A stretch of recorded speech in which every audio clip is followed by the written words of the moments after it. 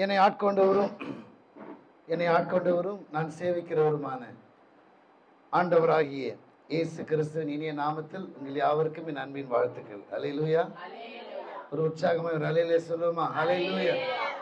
நீண்ட மாதங்களுக்கு பின்பு உங்களை சந்திப்பதில் நான் மிகவும் மகிழ்ச்சி அடைகிறேன். அல்லேலூயா. இந்த நாள் ஒரு விசேஷித்த நாள். என்னவென்றால் என்னுடைய பர்த்டே. அல்லேலூயா. அந்த நாளிலே உங்கள் மத்தியிலே நான் நிற்பதை குறித்து மிகவும் சந்தோஷப்படுகிறேன். கண்களை மூடி நாம் ஜெபிப்போம். எங்கள் பரலோக பிதாவே, நன்றியோடு துதிக்கிறோம். எங்கள் ஆண்டவரும் இரட்சகருமாகிய இயேசுவே, கர்த்தாவே, இந்த அருமையான மனமகிழ்ச்சி நாளுக்காக உமக்கு நன்றி செலுத்துகிறோம். இந்த நாளிலே கூட சபையின் மத்தியிலே அடியனை நீர் கொண்டு வந்த கிருபைக்காக உமக்கு ஸ்தோத்திரம். அடியனும் கூட ஒரு கருவியாக, ஒரு பாத்திரமாக நீர் எடுத்து பயன்படுத்துவீராக. நான் சிறுகவும் நீர் பெருகவும் வேண்டும். நான் தாழ்த்தப்படவும் நீர் உயர்த்தப்படவும் வேண்டும். உம்முடைய வார்த்தை வல்லமையோடு வெளிப்படட்டும். உம்முடைய வார்த்தையிலே ஜீவன் இருக்கிறது. உம்முடைய வார்த்தை எல்லோருடைய மனதையும் ஆற்றி தேற்றும், தேவைகளை பூர்த்தி செய்யும். உம்முடைய வார்த்தையை கொண்டு எங்களோடு பேசும். முழுவதுமாய் உம்முடைய கரத்தில் ஒப்புக் கொடுக்கிறோம். காத்துக்கொள்ளும் வழிநடத்தும். எங்கள் ஆண்டவராகிய இயேசு கிறிஸ்துவின் நாமத்தில் ஜெபிக்கிறோம் நல்ல பிதாவே, ஆமென். அல்லேலூயா. இந்த நாளின் தலைப்பு, கிறிஸ்து எனக்குள்ளே இருக்கிறார் என்று அறிய வேண்டும். அல்லேலூயா. தலைப்பு என்ன? கிறிஸ்து எனக்குள்ளே இருக்கிறார் என்று உன்னை நீயே அறிய வேண்டும்.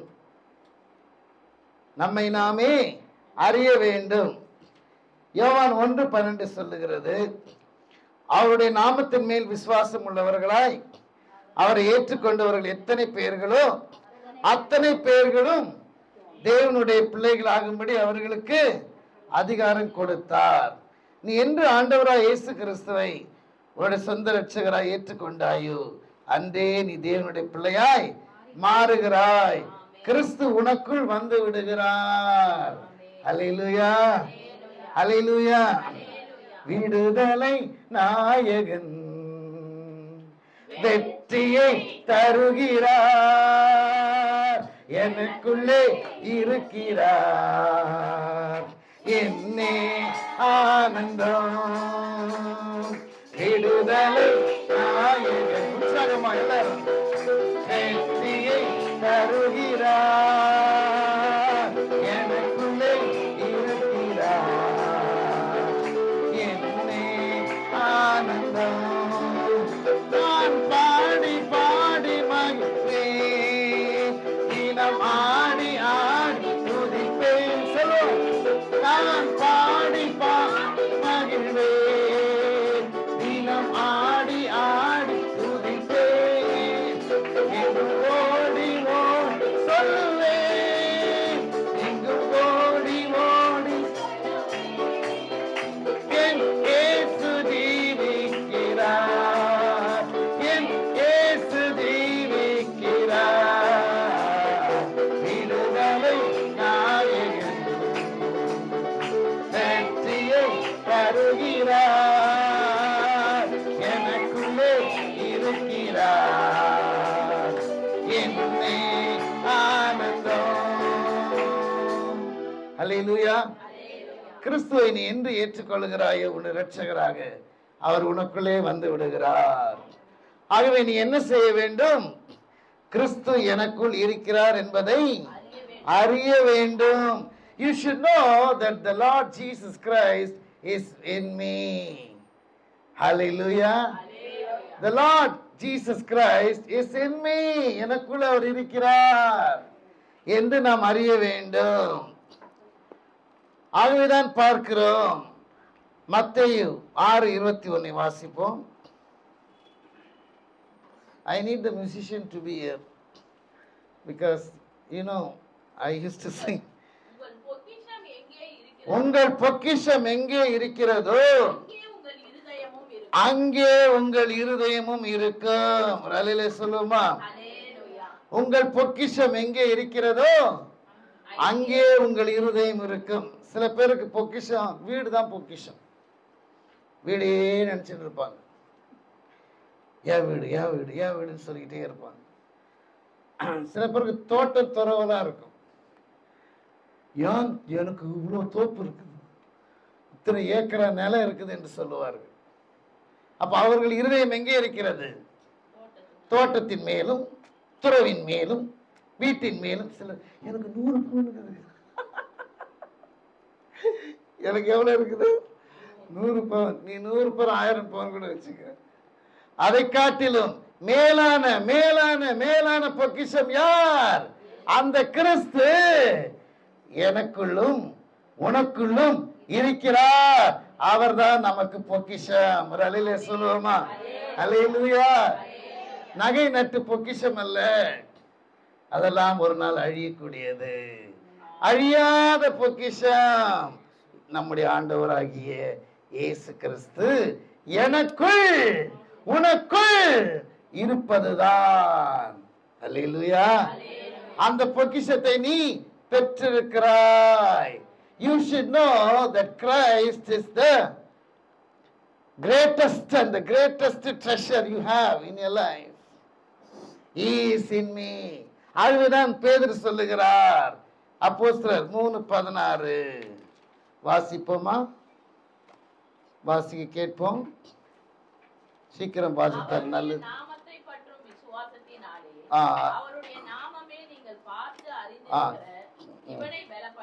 பலப்படுத்தினது. 3:6 வாசிங்க சிஸ்டர். பேதுரு, வெள்ளியும் பொன்னும் என்னிடத்தில் இல்லை, என்னிடத்தில் உள்ளதை உனக்கு தருகிறேன். நட என்று சொன்னான். ஒரு அல்லேலூயா சொல்லுவோமா? பிரியமானவர்களே, என் அன்புக்குரியவர்களே, தேவ ஜனமே, பேதுரு சொல்லுகிறான், வெள்ளியும் பொன்னும் என்னிடத்தில் இல்லை. ஏனென்றால் பொக்கிஷம் என்றால் நாம் என்ன நினைப்போம்? வெள்ளியும் பொண்ணு தான். இன்னைக்கு அதுதான் மார்க்கெட்ல ரொம்ப ஒரு சவரன் இன்னைக்கு என்ன விலை? அதுதான் பொக்கிஷமாக தெரிகிறது. ஆனால் பேதுரு சொல்லுகிறான், அந்த பொக்கிஷத்தை காட்டிலும் வேறொரு பொக்கிஷம் எனக்குள்ளே இருக்கிறார். அவர்தான் ஆண்டவராகிய இயேசு கிறிஸ்து. அவரை நான் உனக்கு தருகிறேன். I have Jesus in me. I want to give Jesus to you. Hallelujah. எனக்குள்ளே கிறிஸ்து இருக்கிறார். அந்த கிறிஸ்துவை நான் உனக்கு தருகிறேன் என்று சொல்லி அவருடைய நாமத்தில் எழுந்து நட என்று சொல்லுகிறான். அது முதல் குறிப்பு என்ன? கிறிஸ்து எனக்குள் இருக்கிறார். அவர்தான் விலை மதிப்பில்லாத பொக்கிஷம். அதை குறித்து நீங்களும் நானும் என்ன செய்யணும்? பெருமை பாராட்ட வேண்டும். எனக்கு எது இருக்குதோ இல்லையா, கிறிஸ்து எனக்குள்ள இருக்கிறார். அல்லேலூயா. என்கிட்ட 100 பவுன் இல்லாம இருக்கலாம், 2 பவுன் 3 பவுன் தான் நான் வச்சிருக்கிறேன். கிறிஸ்து எனக்குள் இருக்கிறார். அல்லேலூயா. அவர் மிக மிகவும் விலையேற பெற்ற பொக்கிஷம். அந்த பொக்கிஷத்தை நான் அடைந்திருக்கிறேன் என்று உணர வேண்டும். ஆகவே அழிந்து போகிற இந்த பொருட்களையோ இந்த காரியங்களை குறித்து நாம் மேன்மை பாராட்ட வேண்டிய அவசியம் இல்லை. ஏனென்றால் பரலோகத்துக்குரிய பொக்கிஷமே நமக்குள் வந்து விட்டார். வீடு சர்வ வல்லவர் என் சொந்தமானார், சாவை வென்றவர் என் ஜீவனானார். சொல்லுவோம், சர்வ வல்லவர் என் சொந்தம், சாவை வென்றவர் என் மனவாளர். பரலோகத்தில் எனது பெயர் எழுதிவிட்டார் என் இயேசு. பரலோகத்தில் எனது பெயர் எழுதிவிட்டார் என் இயேசு. சர்வ வல்லவர் என் சொந்தமானார், சாவை வென்றவர் என் ஜீவனானார். சர்வ வல்லவர் என் சொந்த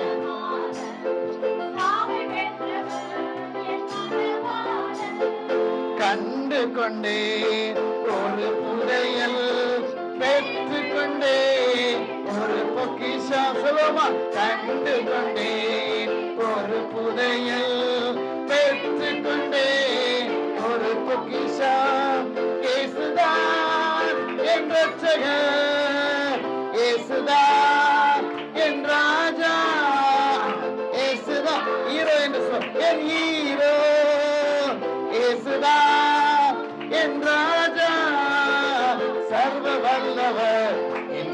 சொந்தமானார்.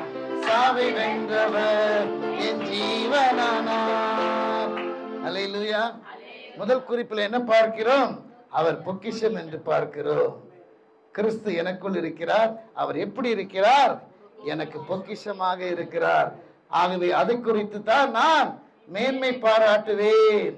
அடுத்த குறிப்புக்கு கடந்து செல்கிறேன். அல்லேலூயா, அல்லேலூயா. எனக்குள் இருக்கிற இயேசு எப்படிப்பட்டவர் என்று பார்க்கும் பொழுது 1 யோவான் 4:4.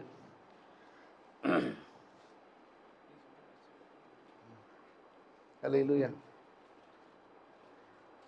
சீக்கிரம் வாசிப்போம்.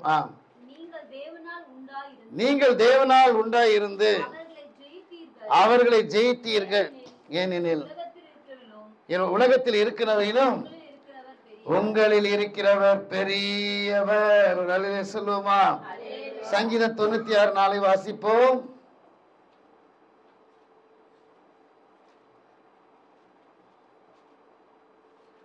கொஞ்சம் வேகமாய் வாசித்தால் நன்றாக இருக்கும். 96:4. கர்த்தர் பெரியவரும் மிகவும் ஸ்தோத்தரிக்கப்படத்தக்கவரும் இருக்கிறார். அவரே. ஹல்லேலூயா. சங்கீதம் 104:1 வாசிப்போம்.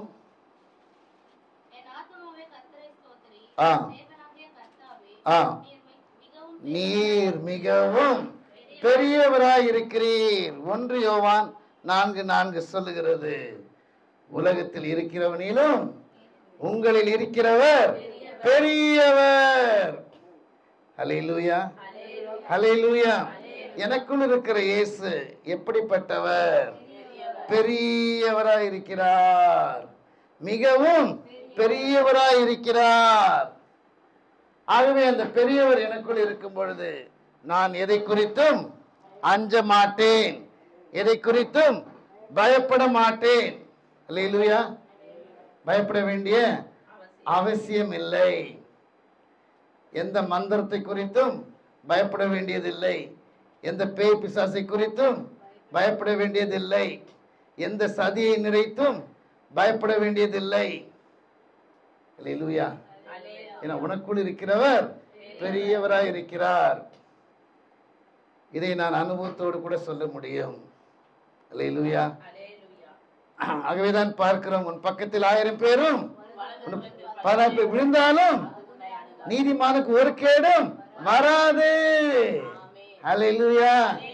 பொல்லாப்பு உனக்கு வாதையின் கூடாரத்தை அணுகாது. இது எப்படி சொல்லணும்? விசுவாசத்தோடு, முழு நம்பிக்கையோடு, அல்லேலூயா, முழு மனதோடு சொல்லணும். அப்படி சொல்லும் பொழுது தேவனுடைய வார்த்தை உங்களிலே பலிக்கும். அல்லேலூயா. விசுவாசம் இல்லாமல் சொல்லிக் கொண்டிருந்தால் என்ன ஆகும்? பலிக்காது. வசனம் எப்படி பலிக்கும்? பலிக்குமா? வசனம் பலிக்குமா? வசனம் வராது, விசனம் தான் வரும். ஆகவே வசனத்தை உள்ளேற்று, விசனத்தை வெளியேற்று. அல்லேலூயா. விசனத்தை வெளியேற்றுகிற ஒரே வழி வசனம்.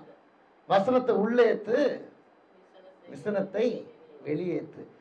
வசனம் உள்ள வர வர விசனம் தன்னாய் வெளியே போயிடும். அல்லேலூயா, அல்லேலூயா. ஆகவே ஏனென்றால் வசனத்துக்கு அவ்வளோ வல்லமை இருக்கிறது, ஜீவன் இருக்கிறது, எல்லாம் நன்றாக இருக்கிறது. மைக்கு மட்டும் நன்றாக இல்லை. அல்லேலூயா. அருமையான சபையார், அருமையான விசுவாசிகள், அல்லேலூயா, வசனத்தை ஆர்வமாய் கேட்கிற சபை இது. நான் எப்பொழுது வந்தாலும் வசனத்தை ஆர்வமாய் உள்ளே வாங்குகிற சபை இது. எரேமியா என்ன சொல்லுகிறார் தெரியுமா? வாசிங்கள் 15:16. எரேமியாவை போல நீங்கள் எல்லாரும் இருக்கிறீர்கள். 15:16. உம்முடைய வார்த்தைகள் கிடைத்த உடனே அவைகளை உட்கொண்டேன். உம்முடைய வார்த்தைகள் எனக்கு சந்தோஷமும் என் இருதயத்துக்கு மகிழ்ச்சியுமா இருந்தது. ஒரு அலையிலே சொல்லுவோமா? உம்முடைய வார்த்தை கிடைத்த உடனே அவருடைய உள் வாங்கி கொண்டேன்னு அர்த்தம். அல்லேலூயா. ஆக வசனத்தை என்ன செய்ய வேண்டும்? உள்ளேத்து, விசனத்தை வெளியேத்து. கேட்க கேட்கதான் விசுவாசம் பெருகும். இந்த வார்த்தை உன்னை என்ன செய்யும்? அப்படியே மாற்றும். அல்லேலூயா. ஆகவே பார்க்கிறோம், என்ன பார்க்கிறோம்? முதலாவது பார்த்தோம், கிறிஸ்து எனக்கு பொக்கிஷமாய் இருக்கிறார். அல்லேலூயா. நானே கேள்வி கேட்டு நானே பதில் சொல்லிடுறேன். அல்லேலூயா. நான் இப்பொழுது என் பிரசங்கத்தை கொஞ்சம் மாற்றி இருக்கிறேன். முன்பதெல்லாம் நான் கேள்வி கேட்டு பதிலை பெறுவேன். இப்பொழுது நானே கேள்வி சொல்லி கேள்வி கேட்டு அதற்கு பதிலையும் சொல்லி விடுகிறேன். அல்லேலூயா. முதலாவது பார்க்கிறோம், கிறிஸ்து எனக்கு பொக்கிஷமாய் இருக்கிறார் என்று பார்க்கிறோம். இரண்டாவது என்ன பார்க்கிறோம்? கிறிஸ்து எனக்குள் பெரியவராய் இருக்கிறார். ஆகவே பெரிய தெய்வத்தை வைத்துக் கொண்டு நீ ஏன் சிறியனாய் இருக்கிறாய்? சின்ன மனுஷனுக்குள்ளே பெரிய ஆண்டவர் வந்தால் பெரிய அற்புதங்கள் நடக்கும்.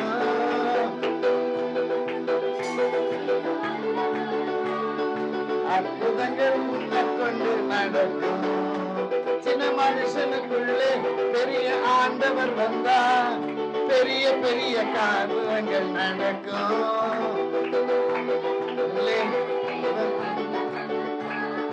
உனக்கொண்டு அற்புதம். அல்லேலூயா. அவ பெரிய தெய்வத்தை வைத்துக் கொண்டு சின்னதனமா யோசிக்க கூடாதான். அல்லேலூயா. புரியுதா? கான்செப்ட் புரியுதா? பெரிய ஆண்டவர் உனக்கு இருக்கிறார், நீ ஏன் சின்னதா யோசிக்கிற? ஆக தேவ பிள்ளைகள் அப்படி யோசிக்க கூடாதான். அவன் சகோதரிட்ட நான் சொன்னேன், அல்லேலூயா, பெரியவர் உனக்குள்ளே இருக்கிறார், எனக்குள்ளே இருக்கிறார், அவர் பெரிய காரியங்களை செய்ய போகிறார். அல்லேலூயா. விசுவாசிக்க ஒரு அல்லேலூயா சொல்லுங்க. ஆகவேதான் நாம் என்ன செய்கிறோம்? சோர்ந்து விடுகிறோம், அப்படியே சுருங்கிடும். நம்முடைய ஆண்டவர் மிகவும் பெரியவராய் எதையும் செய்ய வல்லவர். எப்படிப்பட்ட பெரியவர் என்று பார்க்கும் பொழுது மத்தேயு 12:41, மத்தேயு 12:41.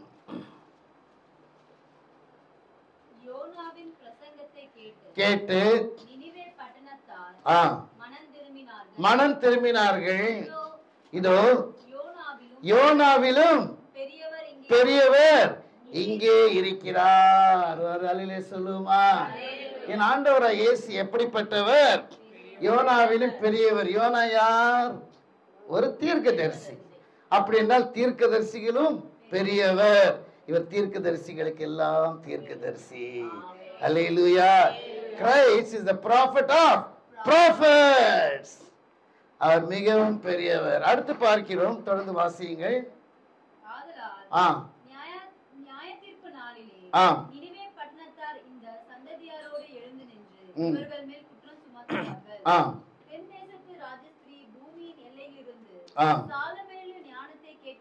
வந்தால் இதோ சாலமோனிலும் பெரியவர். ஒரு அல்லேலூயா சொல்வோமா? சாலமோன் யார்? ஞானி. நம்ம ஆண்டவராய் இயேசு யார்? ஞானிகளுக்கெல்லாம் ஞானி. அல்லேலூயா. கிறிஸ்து வர வரைக்கும் ஞானியா யார் இருந்தது? சாலமோன் தான் காணப்பட்டான். நான் கிறிஸ்து என்று இந்த பூமியில தோன்றினாரோ ஞானிகளின் ஞானி வந்து விட்டார். அந்த ஞானிகளின் ஞானி எனக்குள்ளும் உனக்குள்ளும் இருக்கிறார். அல்லேலூயா சொல்லும். அந்த ஞானிகளின் ஞானி உனக்குள்ளும் எனக்குள்ளும் இருக்கிறார். அவர் பெரியவராய் இருக்கிறார். அல்லேலூயா. தேவாலயத்திலும் பெரியவராய் இருக்கிறார் என்று பார்க்கிறோம். ஆகவே அப்படிப்பட்ட தெய்வத்தை வைத்துக் கொண்டு நம்ம லோக்கலா சொல்லுவாங்கல்ல, சின்ன பிள்ளை சின்னதனமா நடக்காது.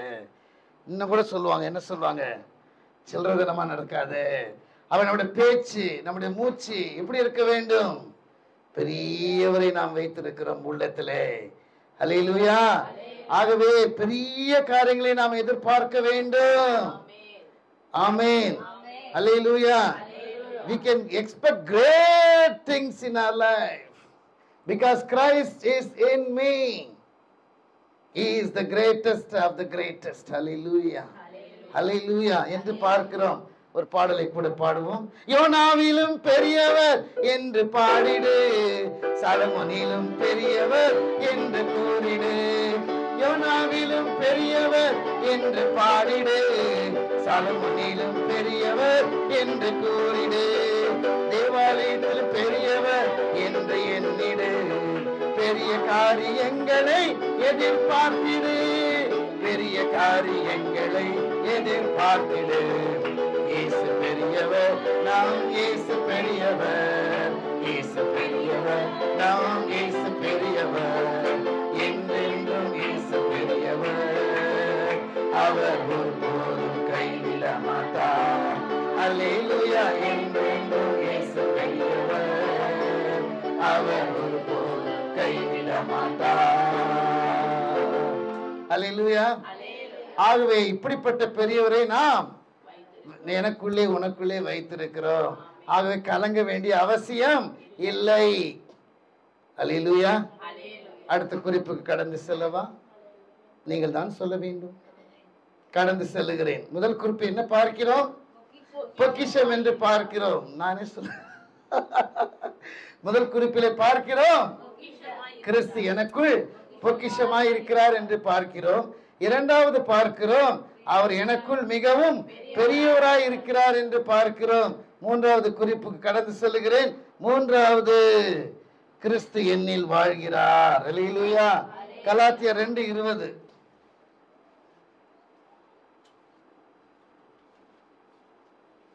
கலாத்தியர் 2:20 சீக்கிரம் வாசிப்போம். என்னாச்சு? கிறிஸ்துவுடனே கூட சிலுவையில் அறையப்பட்டேன், ஆயினும் பிழைத்திருக்கிறேன். இனி நான் அல்ல, கிறிஸ்துவே. எல்லாரும் சொல்லுவோமா? கிறிஸ்துவே எனக்குள் பிழைத்திருக்கிறார். பிழைத்திருக்கிறார் விட வாழ்கிறார். Hallelujah. Christ lives in me. அப்ப நான் யார்? நான் யார் என்று பார்க்கும் பொழுது நானே சொல்லியிருக்கேன். 1 கொரிந்தியர் 3:16 நான் யார் என்று பார்க்கும் பொழுது வாசிங்க. நீங்கள் தேவனுடைய ஆலயமாய் இருக்கிறீர்கள் என்றும் வாசமாய் இருக்கிறார் என்றும் அறியீர்களா? அல்லேலூயா. கேட்கிறார் பார், அறியீர்களா? நீங்கள் தேவனுடைய ஆலயமாய் இருக்கிறீர்கள். You are the temple of God. எங்க போய் தேடுறீங்க? நீங்க தான் டெம்பிள். உங்களுக்குள்ளே தான் கிறிஸ்து வாழ்கிறார். அல்லேலூயா. Christ lives in you. Where are you searching Christ? He is in you. He is living in you. Amen. Hallelujah. கிறிஸ்து என்னில் வாழ்கிறார். நான் எப்படி இருக்கிறேன்? சொல்லுங்க. ஆன்சரை சொல்லிட்டேன்ல. ஆலயமா இருக்கிறேன். அல்லேலூயா. நான் எப்படி இருக்கிறேன்? ஆலயமா இருக்கிறேன். இந்த ஆலயத்தில் தான் இயேசு வாழ்கிறார். நான் அவர் ஆலயம், எனக்குள்ளே இயேசு. எல்லாரும் சொல்லுங்க, சேர்ந்து வாங்க. அல்லேலூயா. அப்பதான் எனக்கு வரும் பிரசங்கம்.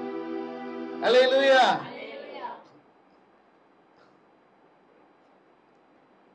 அல்லேலூயா. ஒரு ஆசிரியர் பாடம் எடுக்கும் போது என்ன செய்யணும்? மாணவர்கள் கவனிக்கிறாங்கன்னு பார்க்கணும், நோட்ஸ் எடுக்கிறாங்களான்னு பார்க்கணும். அதெல்லாம் பசங்களே குறை சொல்லியிருந்தேன். சமீபத்தில் அப்படி நடந்தது. அல்லேலூயா. எனக்கு இல்லை, சொல்லுகிறேன். அது பசங்களை குறை சொல்லக்கூடாது. அதுவும் ஃபிசிக்ஸ் எடுக்கும்போது எப்படி எடுக்கணும்? நல்லா எடுக்கணும்.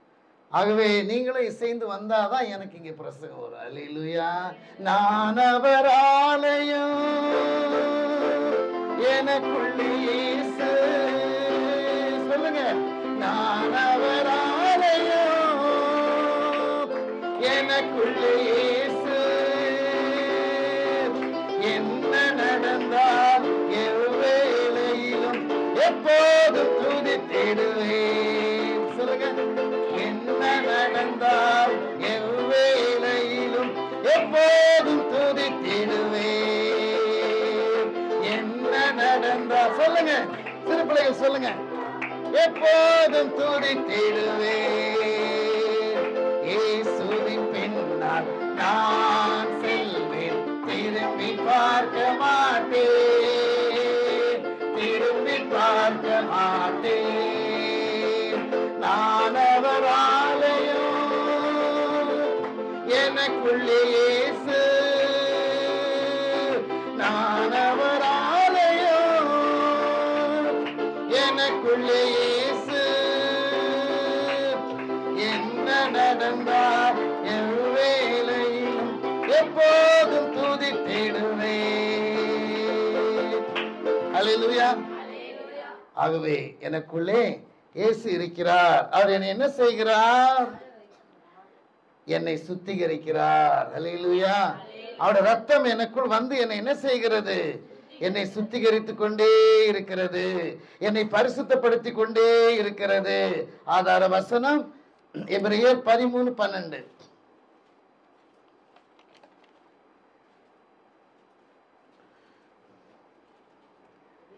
எபிரேயர் 13:12. அந்தபடியே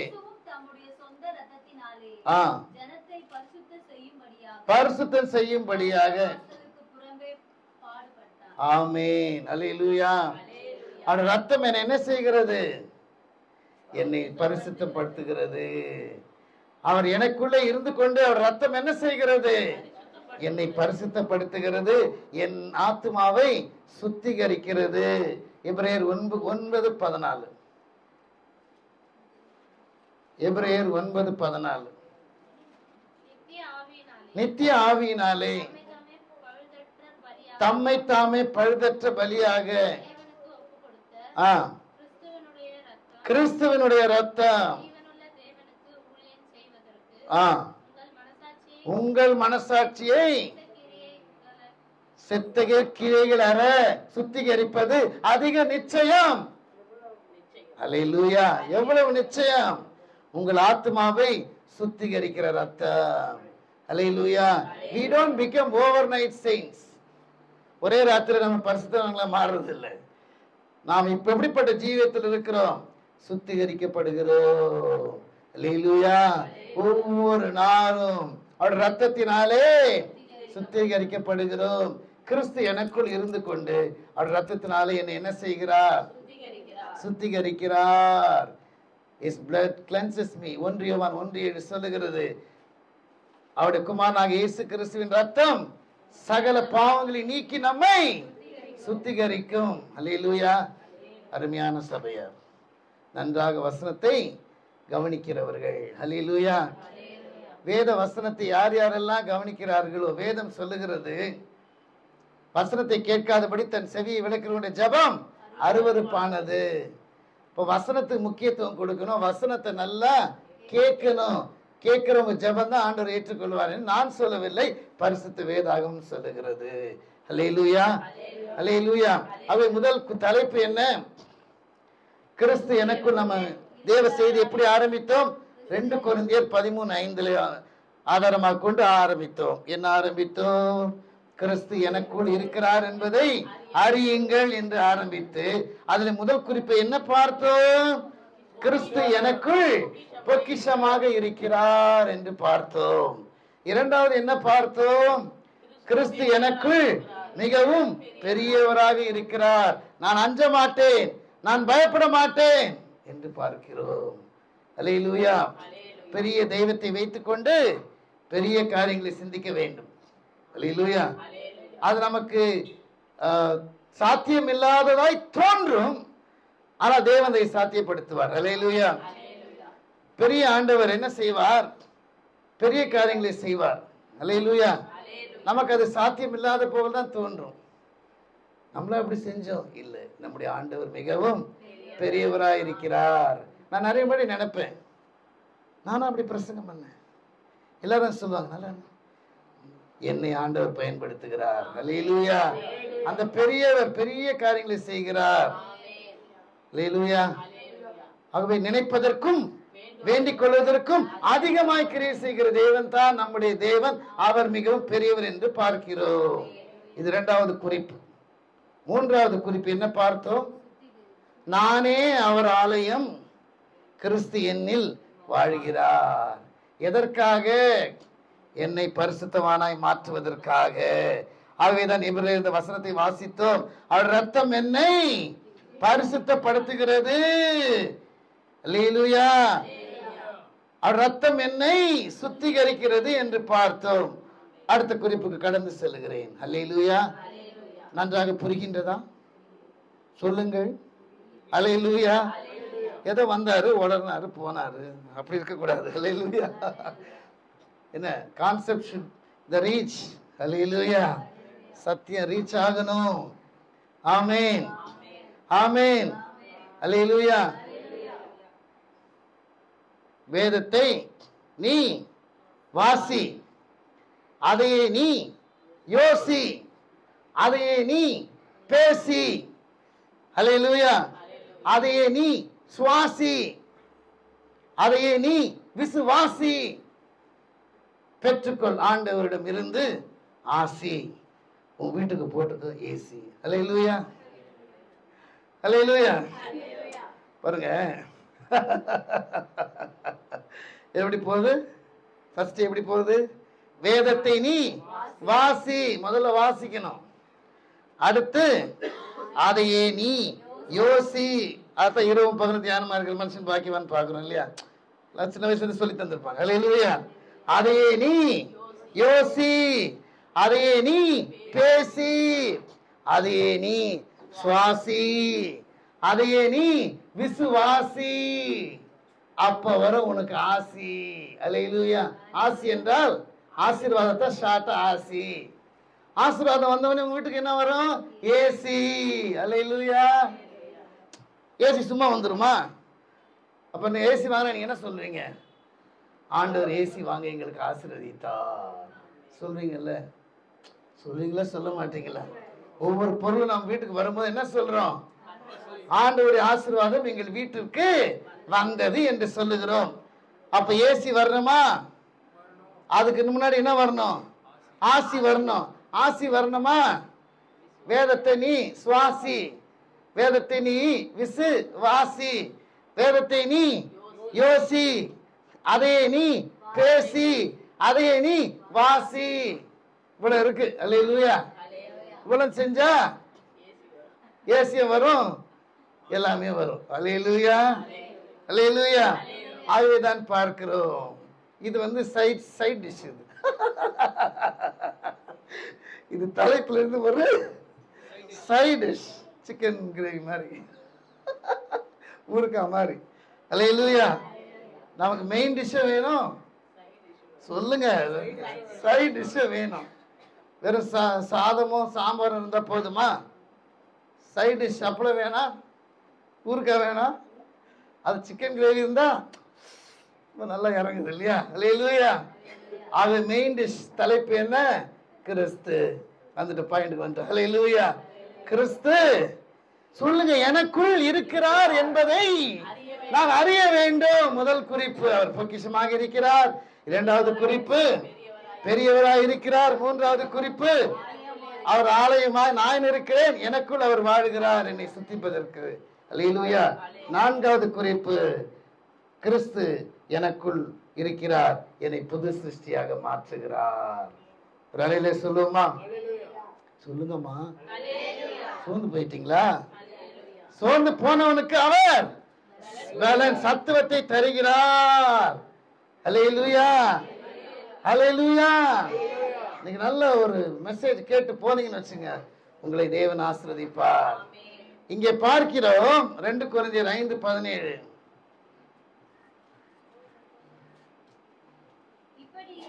இப்படி இருக்க ஒருவன் கிறிஸ்துவுக்குள் இருந்தால் புது சிருஷ்டியாய் இருக்கிறான், போயின எல்லாம் புதிதாயின. ஒரு அலையிலே சொல்லுவோமா? அர்த்தம் என்ன? ஒருவன் கிறிஸ்துவுக்குள் இருந்தால் புது சிருஷ்டியாய் இருக்கிறான். என்ன அர்த்தம்? அப்ப பழைய சிருஷ்டி என்ன?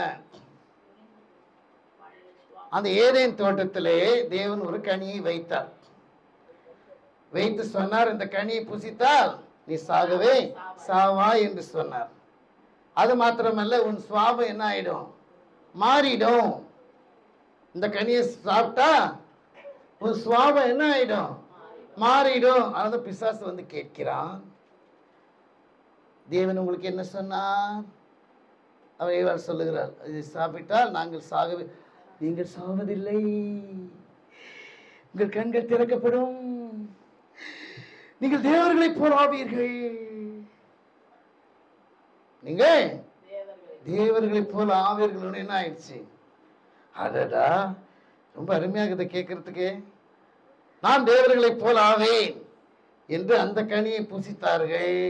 சுவாபம் மாறியது. அதனால் வந்ததுதான் என்னது? கலாத்தியர் 5:19. டக்குன்னு வாசிங்க, என்னென்ன வந்துச்சுன்னு பாருங்க. கடற்கடன்னு வாசிக்கணும். இல்ல சிஸ்டர், 5:19. கலாத்தியர் 5:19. மாம்சத்தின் கிரியைகள்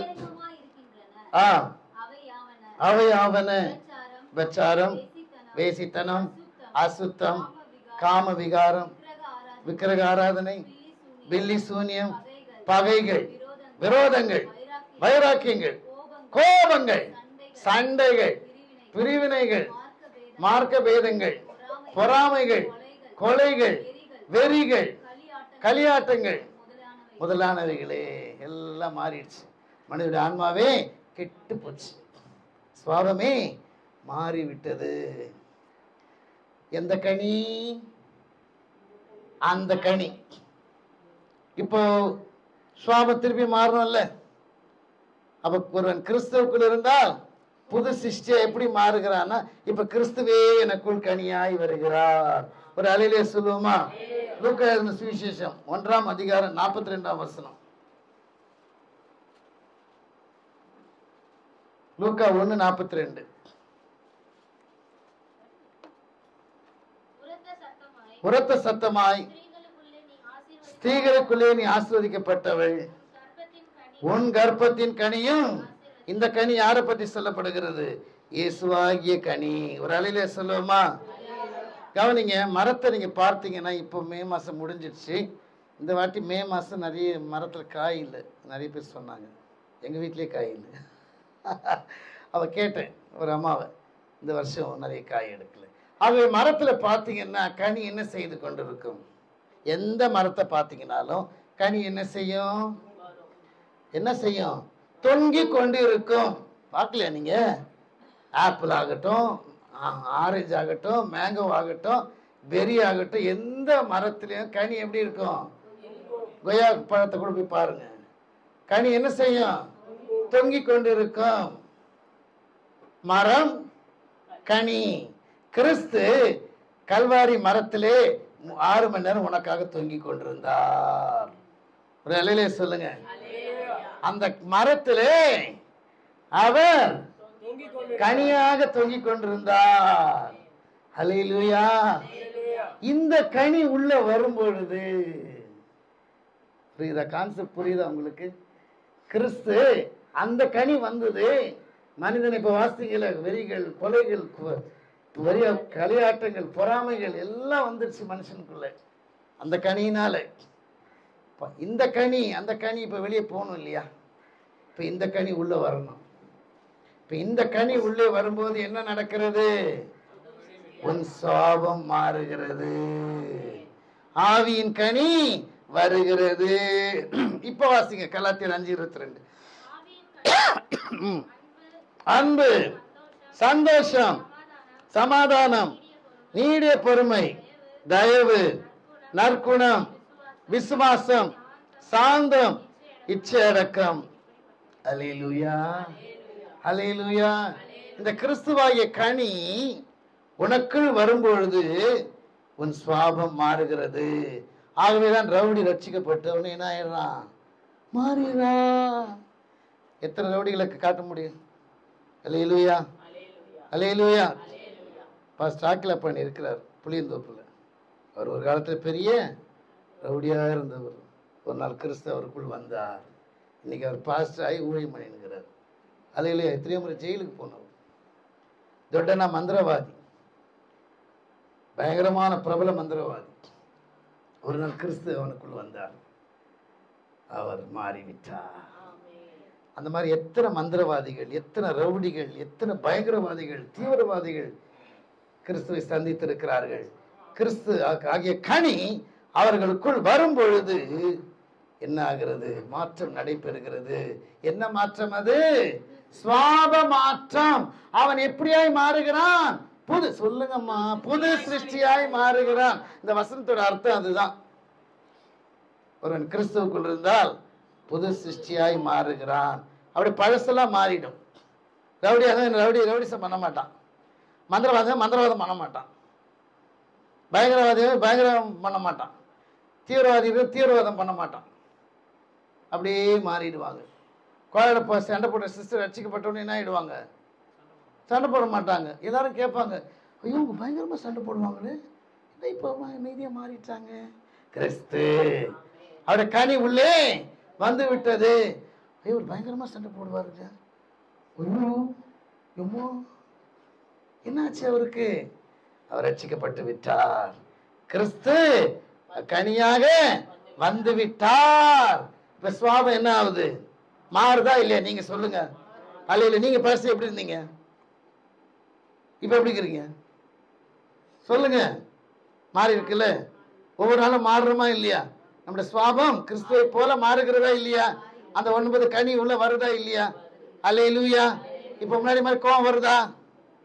ஆத்திரம் வந்தா இப்ப என்ன வருது? வாயில ஸ்தோத்திரம் வருது. அல்லேலூயா. அதுக்கு முன்னாடி என்ன வரும்? ஆத்திரம் வந்தோன்னு முன்னாடி எல்லாம் என்ன வரும்? கெட்ட கெட்ட வார்த்தைலாம் வரும் இல்லையா? இப்ப என்ன வருது? ஸ்தோத்திரம் தான் வருது. அங்க ஆத்திரம் வந்தால் நீ என்ன பண்ணு? ஸ்தோத்திரம் பண்ணு. அல்லேலூயா. கிறிஸ்து உனக்குள் இருப்பதுதான் பலன். அல்லேலூயா. இயேசுவை நீ விசுவாசி. அல்லேலூயா. அல்லேலூயா. அப்போது உனக்கு கிடைக்கிறது பலன். அல்லேலூயா. ஓகே. இயேசுவை நம்பு, வராது உனக்கு வம்பு, அதுதான் உனக்கு மிகப்பெரிய தெம்பு. அல்லேலூயா. இயேசுவை நம்பு, வராது உனக்கு வம்பு, அதுதான், அதுவே உனக்கு தெம்பு. நீ எதுக்குற வெம்பு? அல்லேலூயா. இயேசுவை நம்பு.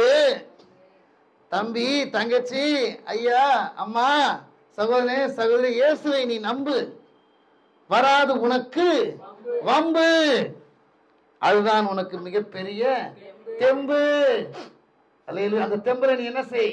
கிறிஸ்துவுக்கு சாட்சியாக வாழ். அல்லேலூயா. கடைசி குறிப்புக்கு சொல்லி நான் முடிக்க போகிறேன். அல்லேலூயா. ஒரு ரிவிஷன் அப்பப்ப பார்த்துனே இருக்கிறோம். என்ன பார்க்கிறோம்? தலைப்பு என்ன பார்க்கிறோம்? கிறிஸ்து எனக்குள்ள இருக்கிறார் என்பதை நான் அறிய வேண்டும். அதுல முதல் குறிப்பு என்ன பார்க்கிறோம்? கிறிஸ்து எனக்கு பொக்கிஷமாய் இருக்கிறார் என்று பார்க்கிறோம். இரண்டாவது என்ன பார்க்கிறோம்? அவர் பெரியவராய் இருக்கிறார் என்று பார்க்கிறோம். மூன்றாவது என்ன பார்க்கிறோம்? எனக்குள்ளே வாழுகிறார் என்று பார்க்கிறோம். நான்காவது என்ன பார்க்கிறோம்? என்னை புது சிருஷ்டியாக மாற்றுகிறார் என்று பார்க்கிறோம். ஐந்தாவது பார்க்கிறோம் 2 கொரிந்தியர் 2:14. 2 கொரிந்தியர் 2:14. கிறிஸ்துவுக்குள் எப்பொழுதும் வெற்றி. ஒரு அலிலே சொல்லுவோமா? வெற்றி சொல்றாங்க பாரு, எவ்வளவு எப்படி சொல்றாங்க பாருங்க. ஹல்லேலூயா. வெற்றி. ஹுரா. ஆங்கிலத்தில் சொல்லுவாங்க, hurrah bro, team is won. Hallelujah. இப்ப வெற்றியை சொல்லும்போது வெற்றி வெற்றி என்ன ஆகும்? இருக்கிறோன்னு தூக்கம் வந்துடும். அல்லேலூயா. கிறிஸ்துவுக்குள் எப்பொழுதும் வெற்றி. எல்லாரும் சொல்லுங்க. நீங்களே சில பேர் சொல்லுங்க, பக்கத்தை பார்த்து சொல்லு, அக்கத்தை பார்த்து சொல்லு, அதெல்லாம் வேணாம். நீங்க உங்களுக்குள்ளே நீங்க சொல்லுங்க, கிறிஸ்துவுக்குள் எப்பொழுதும் வெற்றி. அவ்வளவுதான். கிறிஸ்துவுக்குள் நான் இருக்கிறேன், எனக்கு எப்போதும் வெற்றி தான். ஆனா அதுக்கு முன்னாடி ஒண்ணு இருக்குது. என்ன அது தெரியுமா? வாசிங்க. யோவான் 16:33. யோவான் 16:33. என்னிடத்தில் உங்களுக்கு சமாதானம் உண்டாயிருக்கும் பொருட்டு என்னிடத்தில் உங்களுக்கு சமாதானம் உண்டாயிருக்கும் பொருட்டு இவைகளை உங்களுக்கு சொன்னேன். உங்களுக்கு உலகத்திலே உங்களுக்கு உபத்திரவம் உண்டு, ஆனாலும் திடன் கொள்ளுங்கள், உலகத்தை ஜெயித்தேன். அப்ப கிறிஸ்துவுக்குள் வெற்றி வர்றதுக்கு முன்னாடி எதை நம்ம சந்திக்கணும் சொல்லுங்க? உபத்திரங்களை நீங்க சந்திக்கணும். ஆனா அந்த உபத்திரங்கள் உங்களை என்னை மேற்கொள்ளாது. ஒரு அலையில சொல்லுங்க. வரும், ஓடிடும். அல்லேலூயா. உபத்திரம் உங்களை மேற்கொள்ளாது, நீங்கள் உபத்திரத்தை மேற்கொள்வீர்கள். தேவனுடைய பிள்ளைகளுக்கு உபத்திரம் வராம இருக்குமா? வரும். எப்படி வரும்? இப்ப கவனிங்க, ஆஸ்பத்திரிக்கு போனா ரெண்டு சொல்லுவாங்க, இன் பேஷன்ஸ், அவுட் பேஷன்ஸ். இப்ப நமக்கு சத்துருக்கள் இருக்கிறாங்க, இன் சத்துருக்கள், அவுட் சத்துருக்கள், உள் சத்துருக்கள், வெளி சத்துருக்கள். எப்படின்னு கேக்குறீங்களா? ஆதார வசனம் வாசியுங்கள். அல்லேலூயா. மத்தேயு 10:36. உள் சத்துருக்கள், இன் எனிமீஸ். வாசிங்க வாசிங்க. மத்தேயு 10:36. ஒரு மனுஷனுக்கு சத்துருக்கள் அவர் வீட்டாரு. இது என்ன எனிமீஸ்? இன் எனிமீஸ். இன்பேஷன்ட்ன்றாங்கல்ல. ஓபி பாத்தீங்களா? ஓபினா என்ன அர்த்தம்? Out patient. டாக்டர்ஸ் கேட்பாங்க, என்ன எத்தனை ஓபிமா இருக்குது? இன்னும் 10 ஓபி இருக்குது மேம். உட்காந்துக்கிறாங்க 10 பேர்.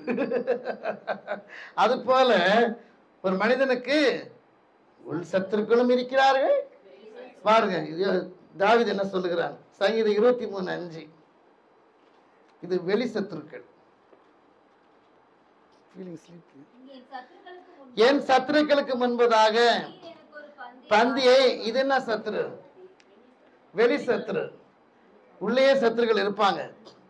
பாருங்க, அப்போஸ்தலனாகிய பவுல் தனக்கு எப்படி எப்படி உபத்திரம் வந்ததுன்னு சொல்றாரு பாருங்க. வாசிங்க, சீக்கிரம் வாசிங்க. நான் 2 கொரிந்தியர் 11:23 முதல் 27 வரை உள்ள வசனங்கள். சீக்கிரம் வாசிங்க. 2 கொரிந்தியர் 11:23 முதல் 27. பவுலின் உபத்திரவங்கள். ஊழியக்காரரா?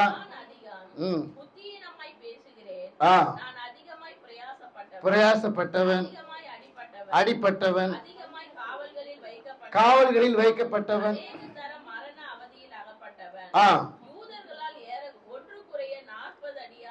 40 அடியாக 5 தரம் அடிப்பட்டேன். கல்லெறி உண்டேன். கப்பல் சேதத்தில் இருந்தேன். கடலிலே ஒரு ராப்பகல் முழுவதும் இருந்தேன். ஆறுகளால் வந்த மோசங்களிலும், கல்லரால் வந்த மோசங்களிலும், என் சுய ஜனங்களால் வந்த மோசங்களிலும், மோசங்களிலும், மோசங்களிலும், மோசங்களிலும், கள்ள சகோதரால் உண்டான மோசங்களிலும், பிரயாசத்திலும், வருத்தத்திலும், கண் விழிப்புகளிலும், பசியிலும், தாகத்திலும், உபவாசங்களிலும், குளிரிலும், நிர்வாணத்திலும் இருந்தேன். பாருங்க, எவ்வளவு உபத்திரத்தை சொல்றார் பாருங்க. இது பவுலின் உபத்திரங்கள், பவுல் சந்தித்த உபத்திரங்கள். ஆனால் பவுல் கிறிஸ்து விட்டு விலகினாரா? ரட்சிக்க கடைசி வரை கிறிஸ்துவை பற்றி கொண்டார். அல்லேலூயா. உலகத்திலே உங்களுக்கு உபத்திரம் உண்டு. கணவன், சிலருக்கு கணவன் மூலமா உபத்திரம், குடிகார கணவன் மூலமா உபத்திரம், சில மனைவி மூலமா உபத்திரம், பிள்ளைகள் மூலமா உபத்திரவம். பாருங்க, ஒரு நல்ல ஆவிக்குரிய குடும்பம். பையனை கொண்டாந்து டியூஷன் சேர்த்துட்டு போனா, பையன் டியூஷன் வரேன்னு சொல்லிட்டு கிரவுண்டில் போய் விளையாடிங்கிறான். பேக் எடுத்துன்னு போய் கரெக்டாக அந்த 9 மணிக்கு வீட்டுக்கு போயிடுறான். அவங்க அப்பா வந்து அழுகுறாரு. நான் என்ன செய்ய, சரி நான் என்ன பண்ணுவேன்? இப்படிப்பட்ட பிள்ளையை வச்சுக்கிட்டு நான் உபத்திரப்படுறேன்னு. அவர் ஆவிக்குரிய ஜீவத்தில் டாப்ல இருக்கிறார். உபாச ஜபந்தான், இந்த ஜபந்தான், அந்த ஜபந்தான், புதன்கிழமையான பைபிள் ஸ்டடி தான். ஆனால் பையன் கரெக்டாக ஃப்ரெண்ட் வீட்டில் போய் உட்காந்துக்கிறான். கரெக்டாக அந்த 9 மணிக்கு முடிக்கும் போது பேக் எடுத்துன்னு வீட்டுக்கு போகிறான். போயிட்டு வந்துட்டப்பா சொல்கிறோம். 3 நாள் 4 நாள் நடக்குது. ஃபோன் போட்டு கேட்டால் என்ன ஆகுது? பையன் வரவே இல்லை. ஐயோ வரலையா? எங்கே போனான்? ஃப்ரெண்டு வீட்டில் போய் உட்காந்துக்கிறான். என்ன பண்ணுறான்? அவர் சொன்னார், எனக்கு இப்படிப்பட்ட உபத்திரவத்தை கடவுள் கொடுத்துட்டார். நான் சொன்னேன், கடவுள் ஸோ பிள்ளைகள் மூலமா உபத்திரம், படிக்காம ஓடுது, பிள்ளைங்களால் உபத்திரம், புருஷனால உபத்திரம், தெருவில் இருக்கிற ஜனங்க, பல விதமான உபத்திரங்கள். ஆனாலும் நீங்கள் கிறிஸ்துவுக்குள் இருப்பதினால் ஜெயம் யாருக்கு? நமக்கு. அல்லேலூயா, அல்லேலூயா. நல்ல ஒரு கை தட்டி ஒரு பாடலை பாடி நான் முடிக்க போறோம். அல்லேலூயா, அல்லேலூயா. கிறிஸ்துவுக்குள் வாழும் எனக்கு எப்போதும் வெற்றி உண்டு. கிறிஸ்துவுக்குள் வாழும் எனக்கு எப்போதும் வெற்றி உண்டு. என்னென்ன துன்பம் வந்தாலும் நான் கலங்கிடவே மாட்டேன். என்னென்ன துன்பம் வந்தாலும் நான் கலங்கிடவே மாட்டேன். யார் என்ன சொன்னாலும், யார் என்ன சொன்னாலும் நான் சோர்ந்து போக மாட்டேன். நான் சோர்ந்து போக மாட்டேன். கிறிஸ்துவுக்குள் எப்போதும் வெற்றி உண்டு. கிறிஸ்துவுக்குள் வாழும் எனக்கு எப்போதும் வெற்றி உண்டு. வெற்றி உண்டு, வெற்றி கைவற்றி வெற்றி உண்டு. எனக்கு வெற்றி உண்டு, வெற்றி உண்டு, வெற்றி உண்டு. எனக்கு வெற்றி உண்டு, வெற்றி உண்டு, வெற்றி உண்டு. இந்த குறிப்போடு என் தேவ செய்தியை நான் நிறைவு செய்கிறேன். அல்லேலூயா. ஒரு ரிவிஷன் மட்டும் நம்ம பார்த்துடலாம். அல்லேலூயா. முதலாவது நம்முடைய தலைப்பு என்ன? எனக்குள் இருக்கிறார் என்பதை நான் அறிய வேண்டும். அதற்கு ஆதார வசனம் 2 கொரிந்தியர் 13:5. ஆகவே அதிலே 5 குறிப்பை நாம் பார்த்தோம். முதலாவது குறிப்பு என்ன? கிறிஸ்து எனக்கு பொக்கிஷமாய் இருக்கிறார். அடுத்த குறிப்பு, கிறிஸ்து எனக்கு பெரியவராய் இருக்கிறார். 3வது குறிப்பு, கிறிஸ்து எனக்குள் ஜீவிக்கிறார். 4வது குறிப்பு, கிறிஸ்துவுக்குள் நான் புது சிருஷ்டியாய் இருக்கிறேன். 5வது குறிப்பு, கிறிஸ்துவுக்குள் எனக்கு எப்பொழுதும் வெற்றி. இந்த வெற்றி எதுக்கு? எதுக்கு இந்த வெற்றி? கிறிஸ்துவுக்கு சாட்சியாய் வாழ்வதற்கு. அல்லேலூயா. இந்த உலகத்துல நம்ம எப்படி வேணாலும் வாழலாம். அது தெரியுமா உங்களுக்கு? இந்த உலகத்துல எப்படி வேணாலும் வாழலாம். ஆனா நம்ம தேவ பிள்ளைகள் எப்படி வாழணும்? கிறிஸ்துவுக்கு. அப்போஸ்தலர் 1:8 பரிசுத்த ஆவி இடத்தில் வரும்பொழுது நீங்கள் பலனடைந்து எருசலேமிலும் சமாரியாவிலும் யூதாவிலும் பூமியின் கடைசி பரியந்தமும் எனக்கு சாட்சி. அது ரொம்ப முக்கியம். நம்முடைய சாட்சியை நாம் காத்துக்கொள்ள வேண்டும்.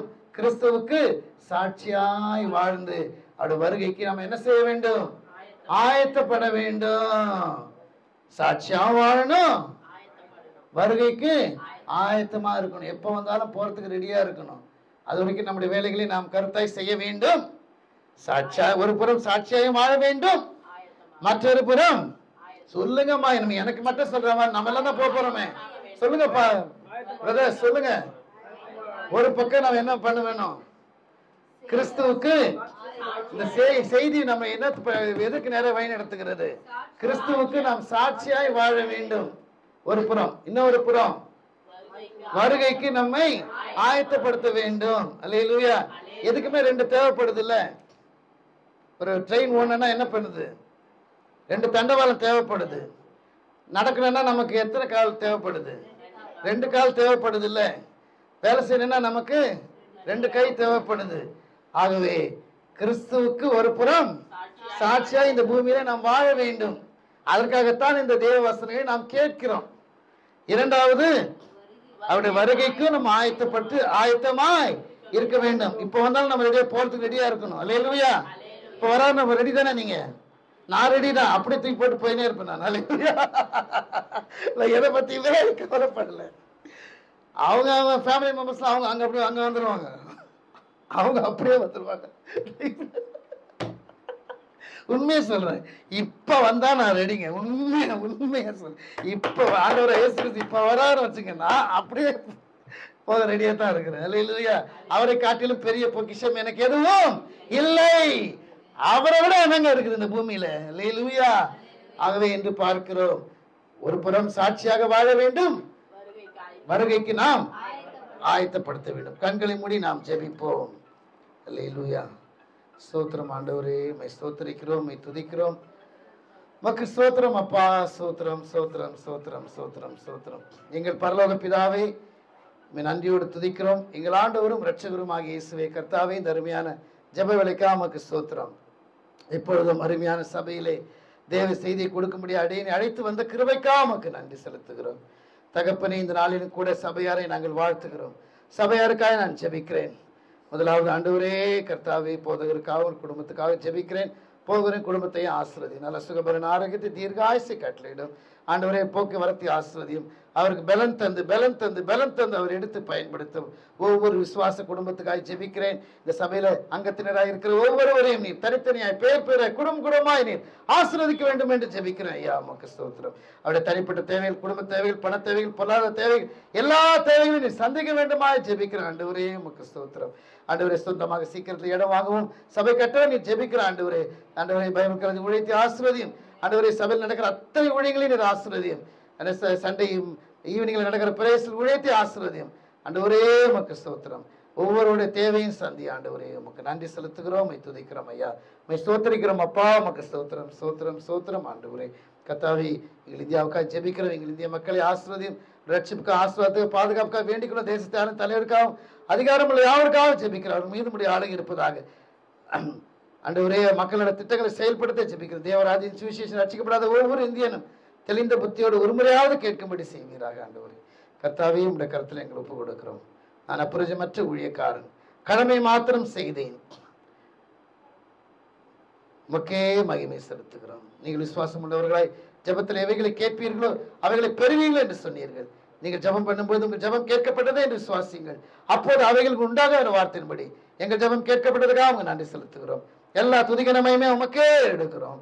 எங்கள் ஆண்டவராகிய இயேசு கிறிஸ்துவின் வல்லமையுள்ள நாமத்தில் ஜெபிக்கிறோம் எங்கள் ஜீவனுள்ள நல்ல பிதாவே. ஆமென். தலைமை போதும்.